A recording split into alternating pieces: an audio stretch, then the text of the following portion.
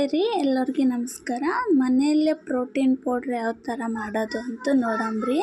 ಇದಕ್ಕೆ ಯಾವುದೇ age group ಇಲ್ಲ, ಆರೋಗ್ಯವಾಗಿರೋದು. 1 ವರ್ಷದಿಂದನೂ ತಗೋಬೋದು, ಮಕ್ಕಳಿಗೆಲ್ಲ ಕೊಡ್ಬೋದು. ಏನೇನು ಬೇಕು ಆಗ್ತದೆ ಅದಕ್ಕಂತ ನೋಡಂಬ್ರಿ. ಮಖಾನ ಮತ್ತು ಸೋಂಪು, ಏಲಕ್ಕಿ, ಶೇಂಗಾ ಮತ್ತು ಸೂರ್ಯಪಾನ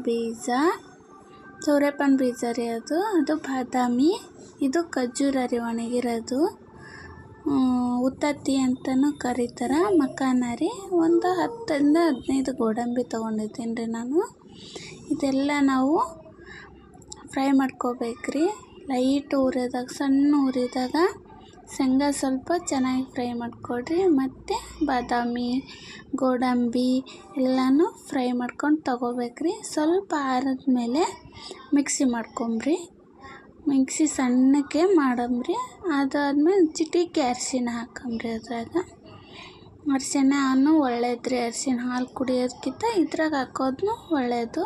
ನೋಡ್ಬೋದು ನೀವು ಎಷ್ಟು ಗಟ್ಟಿ ಬರುತ್ತೆ ಅಂತ. ಇಷ್ಟ ಆದರೆ ಲೈಕ್ ಮಾಡಿರಿ, ಕಮೆಂಟ್ ಮಾಡಿರಿ,